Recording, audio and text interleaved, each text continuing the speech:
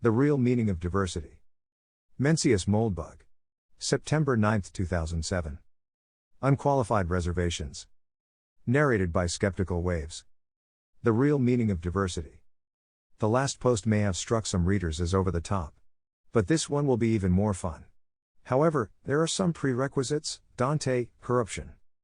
One hypothesis of is that wholesale disinformation is rife in modern Western society. This hypothesis is not the sort that gets confirmed or refuted with statistics and p-values.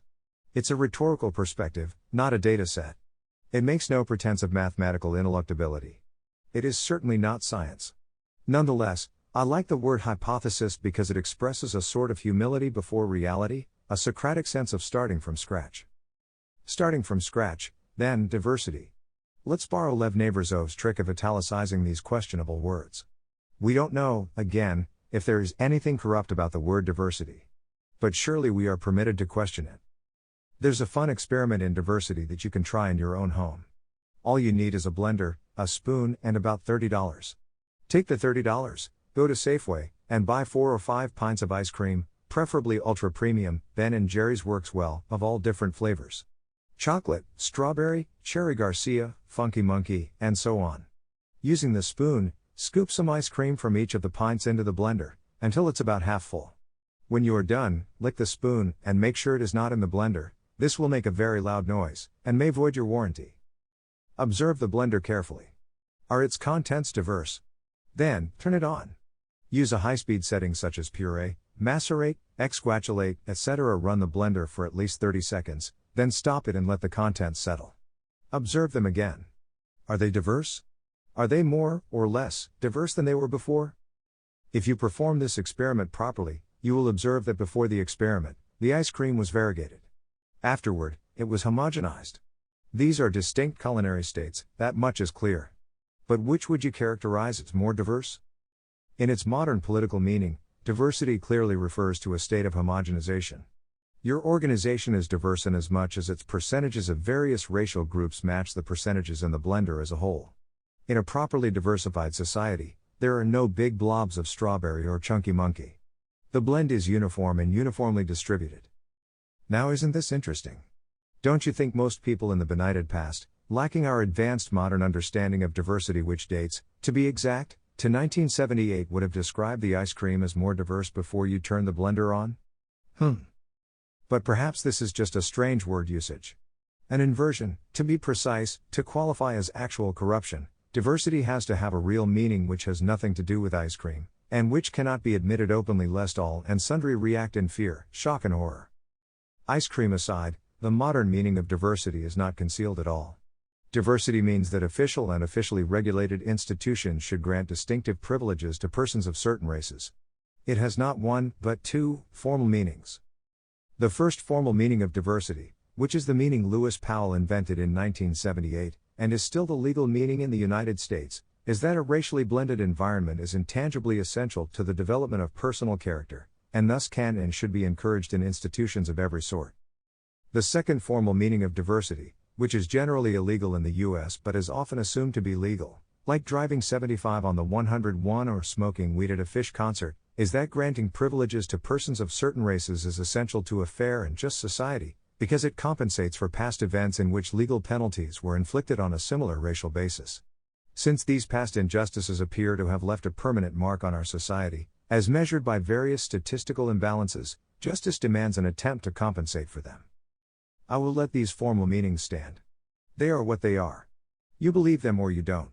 Surely anyone reading this blog has been exhaustively exposed to both, and I'm sure nothing I can say could make either of them any more or less credible.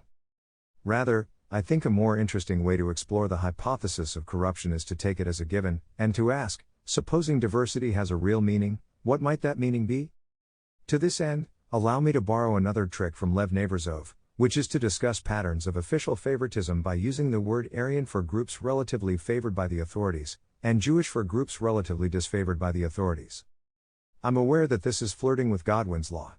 Actually, if you knew my real name and you searched the archives of rec.arts.sf lovers around 1991 to 1992, you would find all kinds of violent flame wars between Mike Godwin and the teenage Mencius, none of whose content I recall in the slightest. I never much liked Godwin, And I can say the same of Godwin's law. National Socialism, after all, was one of the great corrupt philosophical systems of the 20th century. Surely if we are interested in patterns of official corruption, it makes no sense to exclude this treasure trove of case studies.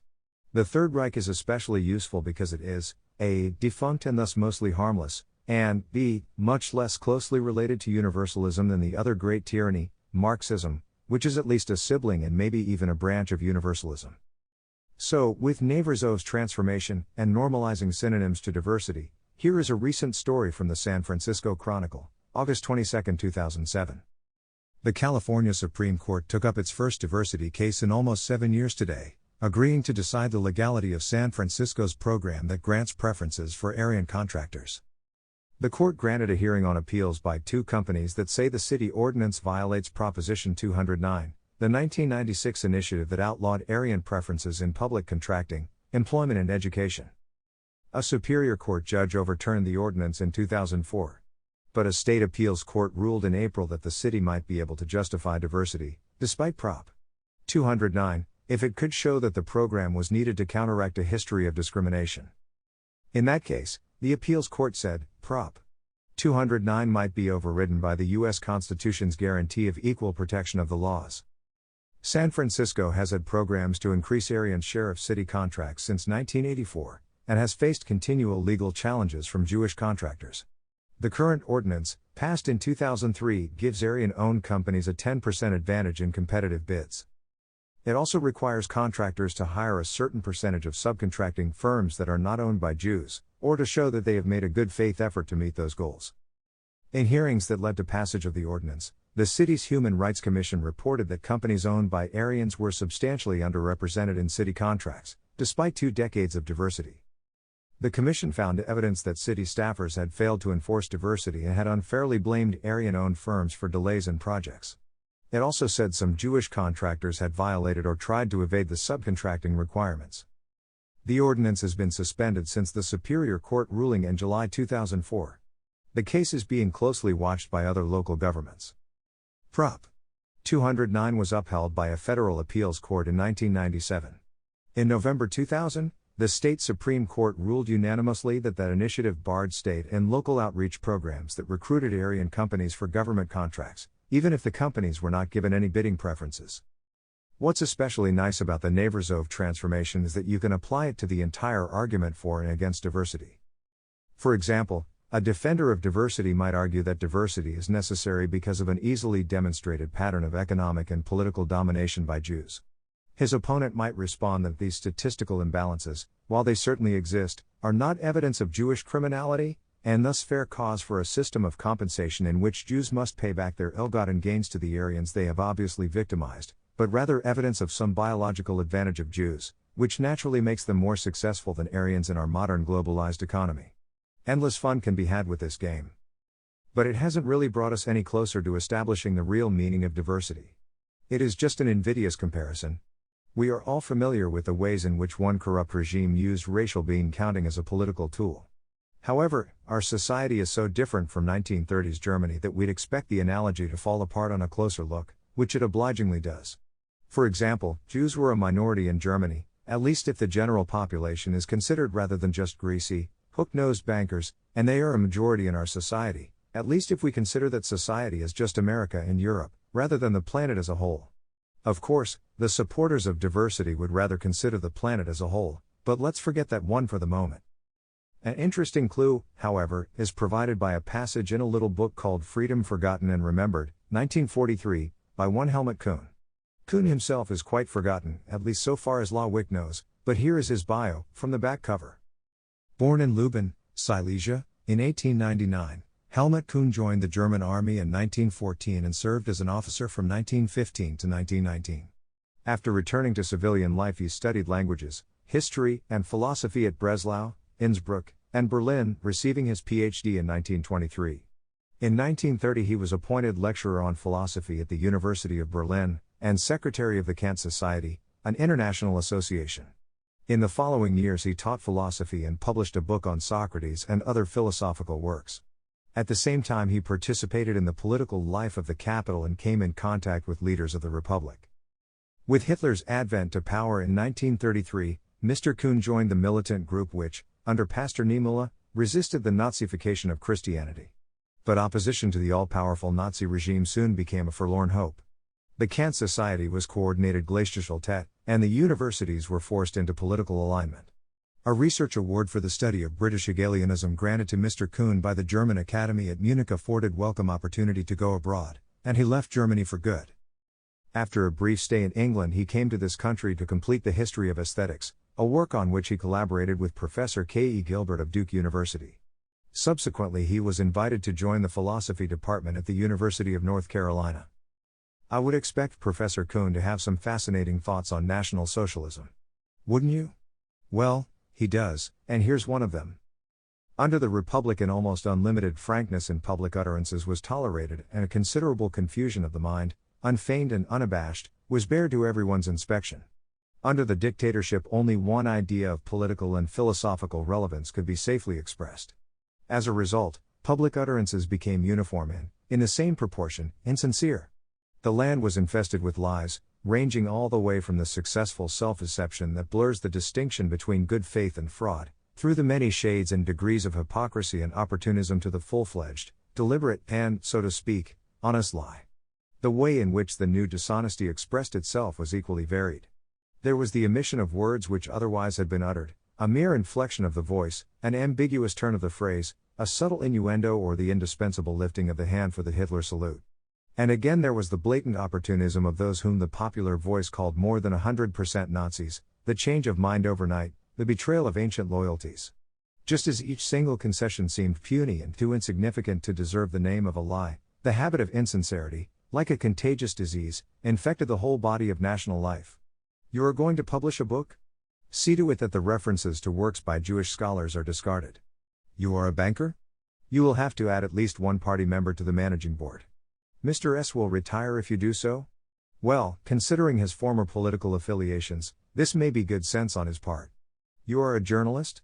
Practice Talleyrand's art of using words which conceal your thought rather than revealing it.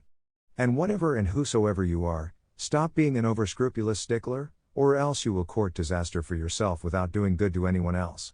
And if you cannot help singing out of tune, do so under your breath. A putrid, slimy layer of lies was spreading over all domains and phases of German life. Language was adulterated and depraved. The ring of candor, kindliness and generosity seemed to have gone out of words which the new propaganda had mustered for its purposes. Now isn't that interesting? Doesn't that remind you of a few things? Did you happen to focus in on the same sentence I did? You will have to add at least one party member to the managing board. I feel like we are starting to get a little warm here. Do you feel like we're getting warm? Does this maybe ring a distant, far-off bell in some ancient, long disused and deeply sleepy, but not quite perfectly anesthetized or utterly atrophied, lobe of your cerebrum? The problem with the simple Neversov transformation is that while the Third Reich was clearly run by Aryans, the United States is clearly not run by Aryans. I know what the circle of power and privilege looks like. It bears a remarkable resemblance to the customer base of Burning Man. Suffice it to say that an Aryan burner is enough the rara avis to deserve his own column inch in the cron. However, if we think of diversity as not a racial power tool, but a political power tool, it starts to make a good deal more sense. Certainly not every party member is an Aryan. Most of them, in fact, are not.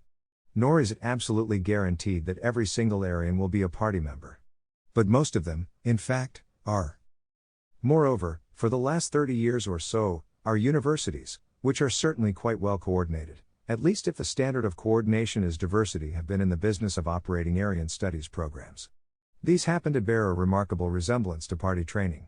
And since diversity, by definition, means that the average Aryan is less qualified than his or her fellow students, the attraction of Aryan studies is obvious, further increasing the identity of Aryan with Pertiganas. Moreover, one of the interesting phenomena that accompanies diversity is sensitivity. Perhaps the real meaning of sensitivity is that it's professionally quite imprudent to sing out of tune within the auditory sphere of a party member. Which might, just might, explain why it's so important to have a homogeneous distribution of party members in each and every walk of life. Including diversity training, which under this hypothesis is in fact political education, conveniently brought to you in the workplace, in case you happen to miss this vital educational experience. Furthermore, this hypothesis, which, let's not forget, is only a hypothesis, also explains why all American universities, even private ones which could easily find ways to shirk or duck their diversity responsibilities, are so eager to pursue multicultural students. What universities really care about is their power and status. They want alumni whose path to the top will be greased. And who better than Aryans? So this is the hypothesis. It is only a hypothesis. It's just a thought, man. You can think it for a little while, then say nah, and go back to formal meaning number 1 or number 2. It won't hurt you at all. Try not to do it when there are any party members around, though. And it's important to note that, if diversity really is best understood as a political power tool, it certainly doesn't imply that those who promote diversity understand this at all. Au contraire, all the best disinformation is unconscious. Conscious conspiracies happen, but they are rare and tend to be small.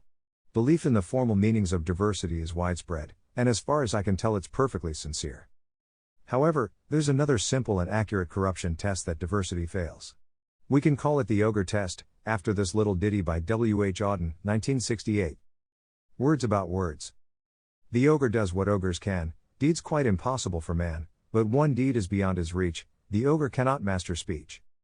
About a subjugated plain, among the desperate and slain, the ogre stalks with hands on hips, while drivel gushes from his lips. If you need an example to demonstrate this result, you may not live on the same planet as me.